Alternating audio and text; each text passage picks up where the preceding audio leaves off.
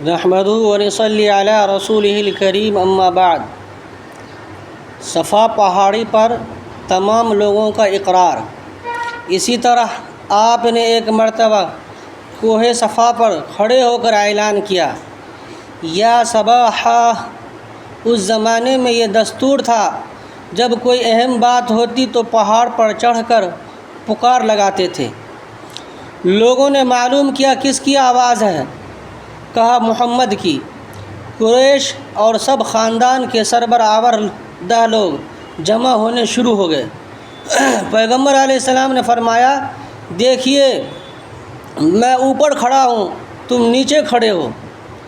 اگر میں یہ کہوں کہ دشمن پوری تیاری کے ساتھ موجود ہے اور وہ تمہارے اوپر اچانک حملہ کرنے کا پلان بنا رہا ہے، کیا تم میری تصدیق کرو گے؟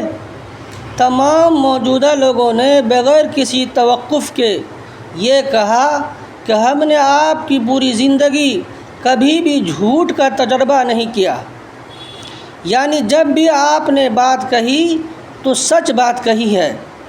جب سب لوگوں نے اقرار کر لیا تو پیغمبر علیہ السلام نے فرمایا کہ دیکھو میں تم کو اللہ تعالیٰ کے عذاب سے ڈرا رہا ہوں۔ اگر تم نے شرک سے توبہ نہیں کی، اگر تم نے اسلام قبول نہیں کیا، اگر تم نے میری رسالت کو قبول نہیں کیا تو اللہ تعالیٰ کے عذاب سے تمہیں کوئی نہیں بچا سکتا۔ جب یہ بات ارشاد فرمائی تو ابو لہب نے ناگواری سے ہاتھ جھٹکے اور یہ کہا، تباً لک لہذا جمعتنا۔ تمہارا ایسا ویسا ہو، کیا تم نے ہمیں اسی لیے جمع کیا تھا؟ اور یہ کہہ کر مجلس سے واک آؤٹ کر کے چلا گیا۔ اسی سلسلے میں سورت نازل ہوئی اور فرمایا، تبت یدا ابی لہب وتب۔ ابو لہب کے ہاتھ تباہ برباد ہوں۔ چچا ہونے کے باوجود ایسی حرکت کرتا ہے، قابل لعنت ہے۔ بہرحال نبی اکرم صلی اللہ علیہ وسلم اسی طرح انفرادی اور اجتماعی طور پر مجمع میں اور لوگوں کے پاس جا کر دین کی دعوت پیش کرتے، اور اس میں آپ کے چچا ابو طالب جو ایمان نہیں لائے تھے، لیکن اللہ تعالیٰ نے ان کے دل میں محبت ڈال دی تھی کہ پیغمبر علیہ السلام کی نصرت و حمایت کریں گے اور پیچھے سے تعاون کریں گے۔ وہ چونکہ مکہ کے سردار تھے، اس لیے پیغمبر علیہ السلام کو ان کی وجہ سے ایک طرح کی قوت حاصل تھی، اور گویا کہ اللہ تعالیٰ نے ان کو پشت پناہ بنا رکھا تھا، مگر وہ خود اسلام نہیں لا سکے، کیونکہ اللہ تعالیٰ کو دکھلانا تھا کہ حضور جس کو چاہے اپنی مرضی سے اسلام میں داخل کر دیں، یہ نہیں ہو سکتا، بلکہ اللہ جس کو چاہیں گے وہ ہدایت پائے گا۔ ورنہ آپ کی عین خواہش تھی کہ یہ محترم چچا جنہوں نے پوری زندگی حمایت کی ہے تو یہ نجات پا جائیں، لیکن اللہ تبارک و تعالیٰ نے دکھلایا کہ یہ نہیں، ہدایت صرف اور صرف ہمارے ہاتھ میں ہے۔ ارشاد خداوندی ہے، انک لا تہدی من احببت ولکن اللہ یہدی من یشاء۔ آپ جس کو چاہیں ہدایت دے دیں، یہ نہیں ہوگا، اللہ تعالیٰ جس کو چاہیں ہدایت دے سکتے ہیں۔ جو اسلام کی ترقی ہو رہی تھی، اسی اعتبار سے مکہ معظمہ میں مخالفین بھی بڑھ رہی تھیں، اور پیغمبر علیہ السلام کو جن تکلیفوں سے گزرنا پڑا ہے ان کو الفاظ میں بیان نہیں کیا جا سکتا، اور ہم لوگ اس کا تصور نہیں کر سکتے۔ ایک نہایت شریف اور عزت دار آدمی کو لوگ منہ پر برا بھلا کہیں، کیا دل پر گزرتی ہوگی۔ کئی مرتبہ پیغمبر علیہ السلام کے چہرے مبارکہ پر ان ملعونوں نے تھوک دیا، نعوذ باللہ من ذالک۔ روایت میں آتا ہے، ایک مرتبہ آپ صلی اللہ علیہ وسلم مسجد حرام میں تشریف لائے تو قریش کے گنڈوں کا ایک جتھا بیٹھا ہوا تھا۔ انہوں نے آپس میں یہ بات کہی کہ فلاں محلہ میں اونٹ ذبح ہوا ہے، کیا اچھا ہو جب محمد سجدہ میں جائیں تو لا کر ان پر لاد دیں۔ اس امت کا سب سے بدترین، بد نصیب اور ملعون شخص عقبہ بن ابی معیط اٹھا اور کہا میں اس کو انجام دیتا ہوں، اور گیا اور کھینچ کر لایا، اور جب حضور سجدے میں تشریف لے گئے تو اس نے آپ کے اوپر اوجھ کو ڈال دیا۔ وہ اتنا بھاری تھا کہ پیغمبر علیہ السلام خود اٹھ نہیں پائے، اور ان خبیثوں کا یہ ٹولہ بیٹھا ہوا مذاق بناتا رہا اور کسی کی اٹھانے کی مجال نہیں تھی۔ حضرت فاطمہ رضی اللہ تعالی عنہا کو کسی نے خبر کی کہ آپ کے والد محترم کے ساتھ کسی نے ایسا کیا ہے، اور وہ آئیں، کسی طرح اس کو دھکا دے کر ہٹایا۔ تب آپ کو سکون ہوا۔ پیغمبر علیہ السلام کو اس قدر اذیت ہوئی کہ آپ نے وہیں بد دعا کے لیے ہاتھ اٹھا دیے، اور ان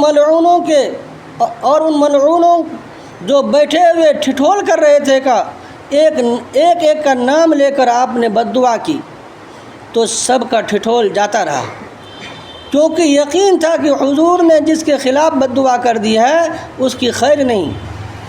ایک خبیث نے آپ کے ساتھ شرارت کی تو آپ نے اس کے لیے بد دعا کر دی کہ اے الہ العالمین، اس پر اپنے کتوں میں سے کوئی کتا مسلط فرما دے۔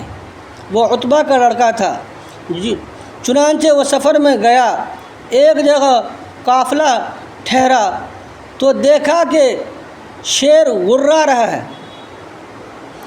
اس نے کہا کہ مجھے اس شیر سے بچاؤ، کیونکہ محمد صلی اللہ علیہ وسلم نے میرے لیے بد دعا کر رکھی ہے۔ تو لوگوں نے اس کو قافلے کے بالکل بیچ میں سلایا، تو شیر رات میں سب کو سونگھتا اور دیکھتا ہوا آیا، اور اس شخص کو جس کے بارے میں حضور نے فرمایا تھا چیڑ پھاڑ کر ختم کر دیا۔ اسی طرح آپ کے اوپر کوڑا کرکٹ ڈالا گیا، فقرے کسے گئے، مجنون کہا گیا، جادوگر کہا گیا، شاعر کہا گیا۔ الغرض ستانے کے جو بھی طریقے ہو سکتے تھے اس میں کوئی کمی نہیں چھوڑی، اور جو لوگ آپ کے ساتھ ایمان لاتے تھے ان کے ساتھ اذیتوں کا معاملہ رہتا۔ حضرت عمار بن یاسر، ان کی والدہ حضرت سمیہ رضی اللہ تعالی عنہا، اور ان کے والد حضرت یاسر رضی اللہ عنہ، یہ تینوں حضرات کفار مکہ کے عتاب کا نشانہ بنے۔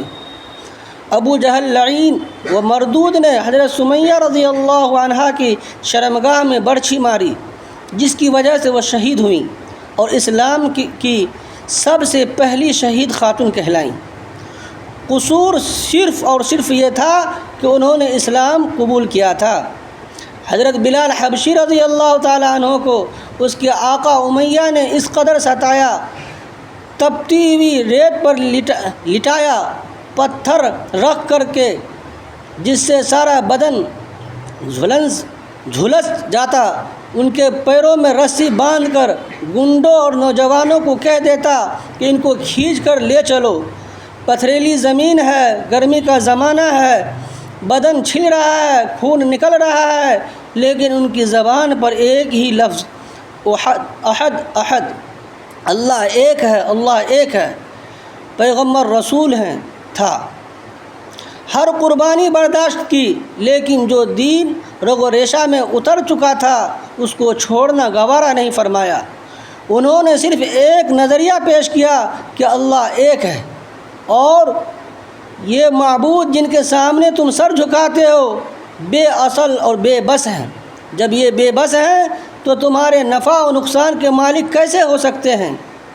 آج ہم مذہب دنیا سے پوچھنا چاہتے ہیں کہ ان بیچاروں کا قصور کیا تھا؟ انہوں نے کسی کا مال حرف نہیں کیا، کسی کی حکومت غصب نہیں کی، کسی کو ستایا نہیں، کسی کے اوپر ظلم نہیں کیا۔ انہوں نے ایسا کیا قصور کیا جس کی وجہ سے ان کو ستایا جا رہا تھا، جس کی وجہ سے ان کے خلاف پلاننگ کی جا رہی تھی، ان کی زندگی اجیرن کی جا رہی تھی؟ لوگ جتھے بنا کر ابو طالب کے پاس آتے تھے اور کہتے تھے کہ اپنے بھتیجے کی آپ حمایت چھوڑ دیجئے۔ ایک مرتبہ ان پر اتنا اثر ہوا کہ پیغمبر علیہ السلام کو بلایا اور کہا کہ میاں بھتیجے، تم میری حالت دیکھ رہے ہو، میں بوڑھا ہو گیا ہوں، میرے اوپر زیادہ بوجھ مت ڈالو، ذرا کچھ نرمی اختیار کرو۔ چنانچہ پیغمبر علیہ السلام کو چچا کی باتوں سے بہت رنج ہوا، تو آپ نے فرمایا کہ چچا سن لیجئے، اگر دنیا والے میرے ایک ہاتھ پر سورج اور دوسرے ہاتھ پر چاند لا کر رکھ دیں اور مجھ سے یہ مطالبہ کریں کہ میں اللہ کا پیغام اللہ کے بندوں تک نہ پہنچاؤں، مجھ سے یہ نہ ہو سکے گا۔ آپ کو حمایت کرنی ہے کریں، نہ کرنی ہو تو نہ کریں، میرا مالک اللہ ہے۔ یہ کہہ کر وہاں سے روتے ہوئے اٹھ گئے۔ چچا کو خیال آیا، پھر بلایا اور کہا، میاں بھتیجے سن لو، میری جان میں جب تک جان ہے تمہاری حمایت کروں گا اور تمہیں کسی کی پرواہ کرنے کی ضرورت نہیں ہے۔ ایک مرتبہ مشرکین جتھا بنا کر ابو طالب کے پاس آئے اور کہا کہ عمارہ ولید کا بیٹا ہے، یہ عرب کا سب سے خوب روح اور سب سے خوبصورت جوان ہے، سب سے سمجھدار ہے، آپ اسے بیٹا بنا لیجئے اور اپنے بھتیجے کو ہمارے حوالہ کر دیجئے، ہم اس کو قتل کر دیں گے، نعوذ باللہ من ذالک۔ ابو طالب بولے، اچھا بڑے انصاف کی بات کر رہے ہو، تمہارے بیٹے کو پالوں اور اپنا پلا ہوا بھتیجا تمہارے حوالے کر دوں، یہ کیسے ہو سکتا ہے؟ اللہ کی قسم ایسا ہرگز نہیں ہو سکتا۔ حضور صلی اللہ علیہ وسلم حج کے موقع پر ان خیموں میں چلے جاتے جہاں لوگ آ کر بیٹھتے تھے۔ ایک صحابی فرماتے ہیں کہ میں نے اپنی آنکھوں سے دیکھا کہ پیغمبر علیہ السلام آگے آگے تشریف لے جا رہے ہیں اور ان کے پیچھے ایک بہنگا شخص یہ کہتا ہوا جا رہا ہے، اس کی باتیں مت سننا، یہ جادوگر ہے، اس کا دماغ اپنے حال پر نہیں ہے، نعوذ باللہ۔ ذرا دل پر ہاتھ رکھ کر سوچیں کہ ایک ایسا آدمی جو خالص خیر خواہی چاہتا ہے، اسے ہر گن سن کر کیسی اذیت ہوتی ہوگی، کیونکہ حضور کا کوئی ذاتی فائدہ تو نہیں تھا۔ قرآن کریم میں جگہ جگہ فرمایا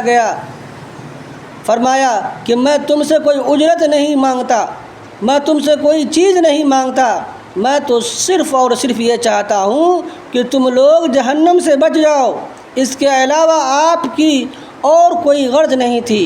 قرآن کریم میں ہے لعلک باخع نفسک، گویا آپ اپنے آپ کو ہلاک کر ڈالیں گے۔ ان لوگوں کے ایمان نہ لانے کی فکر آپ پر ایسی سوار تھی، یہی فکر امت کا سب سے بڑا سرمایہ ہے۔ جناب رسول اللہ صلی اللہ علیہ وسلم اور حضرات صحابہ سابقین اولین جنہوں نے اس نازک موڑ پر اسلام قبول کیا اور اشہد ان لا الہ الا اللہ و اشہد ان محمد رسول اللہ کا کلمہ بلند کیا اور تمام تر تکلیفوں کے باوجود اسی پر جمے رہے اور استقامت کا ثبوت دیا، ان کی زندگیاں ہمارے لیے نمونۂ عمل ہیں۔ ہمیں اپنی زندگی کا جائزہ لینا ہے، کیا ہمارے اندر بھی لوگوں کو دین کی طرف بلانے اور دعوت کی ایسی ہی فکر ہے؟ کیا ہمارے اندر بھی ایمان کی ایسی ہی مضبوطی ہے کہ نہ لالچ ہلا سکے اور نہ دھمکی ہٹا سکے؟ کیا ہمارے دلوں میں بھی پیغمبر علیہ السلام کی ایسی ہی محبت اور جانثاری ہے جیسی محبت ان صحابہ کرام رضی اللہ عنہم کے دلوں میں سمائی ہوئی تھی؟ اس کا ہمیں جائزہ لینا ہے۔ ان واقعات کا منشا حالات سنانا نہیں ہے، بلکہ ان واقعات سے جو تاثر ہوتا ہے، جو چیزیں ظاہر ہوتی ہیں، ان کو دیکھ کر اپنی زندگی کی جائزہ لینا ہے۔ اللہ تعالی ہم سب کو ایمان و یقین عطا فرمائے، سیرت پر چلنے کی جذبات ہمارے چھوٹوں بڑوں کے اندر عام فرمائیں، جناب محمد الرسول اللہ صلی اللہ علیہ وسلم کی محبتوں سے نوازیں، آمین۔ وآخر دعوانا الحمد للہ رب العالمین۔